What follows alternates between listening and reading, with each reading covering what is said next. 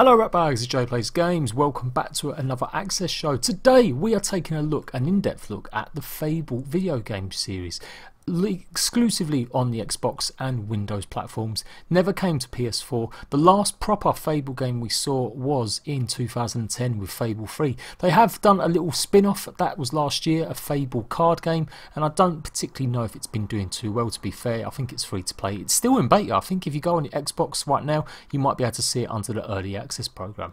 But the proper series, the role-playing series that was really popular, and it was one of my favourite games of all time. Fable 2 is definitely in my top 10 games I've ever played. So I'm really hyped about the news that there is currently a rumour going around that Fable 4 is happening, which would make a massive turnaround from what happened when the studio that made it got closed down. I'm going to be giving you all the information. I'm going to take a little bit look at the history of Fable, why it needs a good reboot, what it means, what it's going to offer when it does get rebooted, and when to expect it. Not anytime soon. So join me, the Access Show, right now. So the first Fable game came out on the original Xbox in 2004. That is a crazy long time ago. And you can tell, I mean, looking at the graphics right now, it looks a bit odd, it looks a bit really old school, but at the time it was amazing. It was a really good mix of RPG, third person, exploration and humour. It's got a very British typical sense of sarcastic and dark humour. I never really got a chance to play Fable. I was a PlayStation boy. I had a PlayStation 2. I weren't going to be picking up no Xplod, but when the Xbox 360 came out, I decided to give it a go and I really loved it. Fable 2 is one of my top 10 games of all time. They did do an anniversary edition of Fable 1 on the 360, and that's when I actually finally got a chance to play it, and it was okay, but some of the systems were still just a little bit too old and clunky for me. What it did offer though was these quests and this interaction with NPCs that I hadn't really seen on this kind of level. Skyrim wasn't around at this point, and it was really a case of meeting interesting characters and having funny little stories and following them around and seeing what they would do and evolve. And that is one of the key aspects, I think, of Fable, is the humour, is the missions, is the people that you meet, what they do, how you can impress them. There was lots of things to do with emotes in the game, so you do certain quests or certain tasks that you could emote in front of people, and it just made that game a little bit funny, just give it a little bit more to it rather than just simple fetch and carry quests.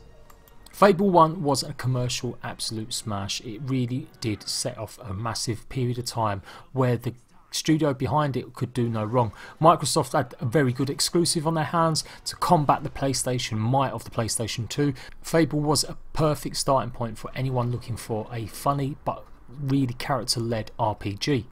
4 years on, Fable 2 released in 2008. An amazing game, really is in my top 10 of favourite games ever. There's a choice you have to make at the end of the game, and it really gave you consequence, and it really gave you this idea of your actions are going to change things. Your character also changed as well, so when you got into fights, when you got into battles, it could either scar you, and depending on what way you took, if you was good, if you was evil, the consequences would start to show on your character. You would become dark and grey if you do lots of evil things, or you would develop these angel wings if you did nothing but righteous and good things. So I really like that aspect of it. I sunk a hell of a lot of hours into this game, doing pretty much everything available, buying houses, the additional structure of just doing stuff like renting houses out really added to it, and the combat was good. The combat's never been amazing in these games, it's always just been functional. It's not been something, you know, leading the way, but it was the story. The story's always been great, and the cast of characters that you could be. Fable 2 really cemented it for me that this was a series I would play as soon as the game would come out, because I just enjoyed it so much, and it's one of the rare instances where I regretted making a decision in a game. I decided, spoilers, that I didn't want the love of my dog, I didn't want the love of the people, I wanted money. They were the three choices. You could choose your dog, you could choose people to help everyone in the world, or you could choose having just a shed load of money, and I chose a shed load of money, and my poor mutt was dead. In 2010, Fable 3 released. Only 2 years after Fable 2, the game was massively popular. The hype around this was huge. I couldn't wait to get in with this. The creator of this game, one of the lead developers, is Peter Molyneux. If you don't know who Peter Molyneux is, He is a divisive figure in the gaming world now, but during this period of time he was almost revered as a messiah. He was always talking about ways to innovate gameplay, to innovate interaction with characters so that NPCs wouldn't just be these flat boring things where you just get a little bit of text script and that was it. He really tried pushing this. A lot of the time though, what he tried to push was never quite exactly how the game turned out. And if you compare him to some people now, like No Man's Sky's Sean Murray, Peter Molyneux looks like a saint compared to the bullshit and the crap that some developers now talk. But at the time, he did have a bit of a reputation for promising too much that the game just couldn't deliver. And I think that was one of the big problems with Fable 3. It was bigger, it was bolder, but it wasn't better than Fable 2. It was just a little bit more smoother, a little bit more technologically better, but the story wasn't particularly good. It didn't draw you in. A tale of two twins.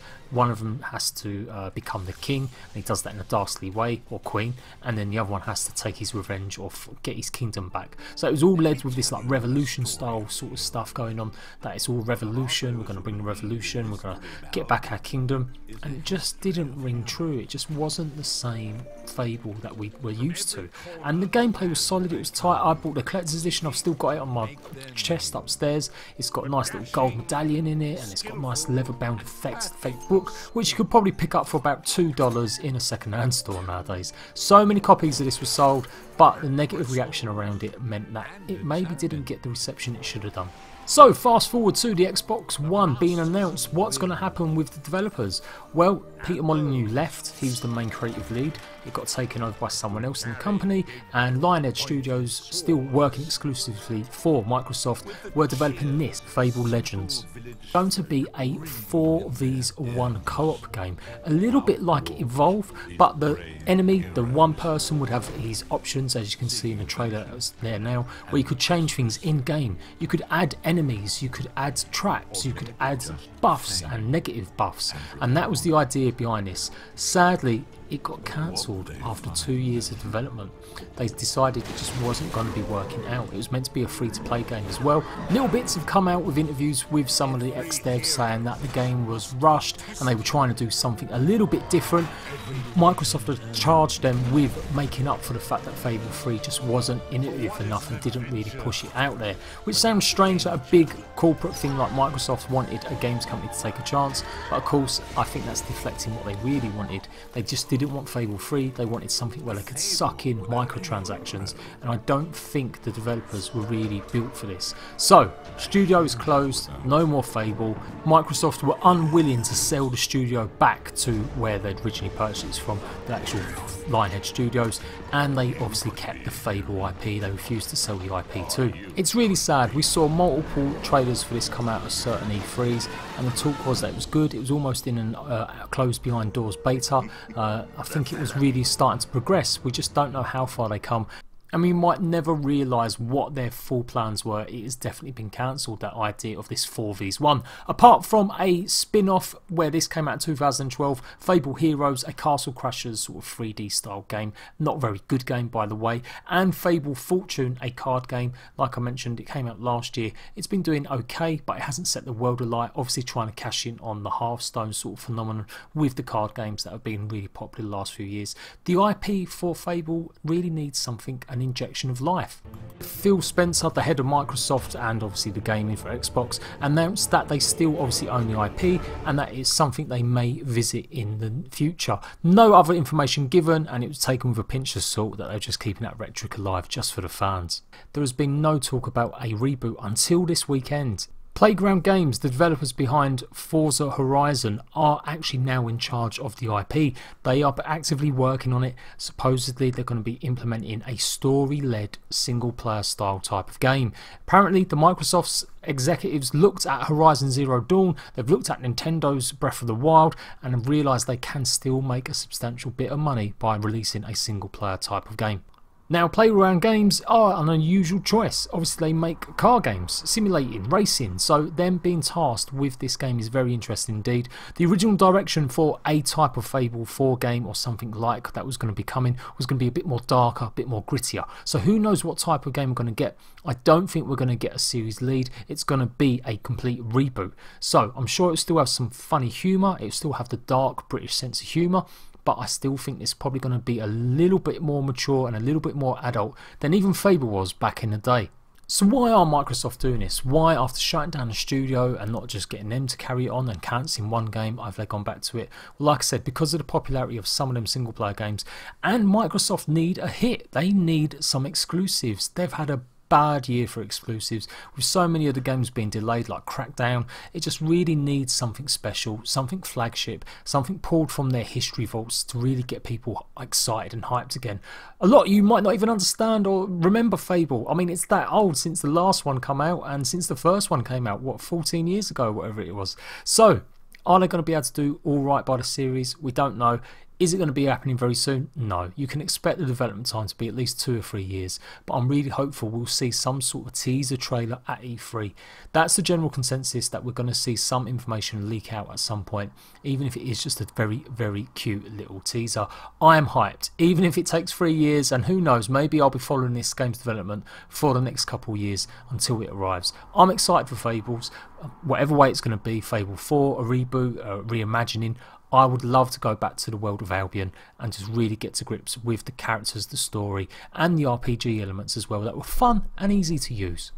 Did you play Fable, Fable 2, Fable 3? What did you think about the cancellation of the game? Even just hearing about it now, are you excited about it coming possibly, hopefully, at some point in the future? Let me know in the comment section down below. This is Jade Plays Games. It's been another Access show. For more information, make sure you stay tuned to my channel.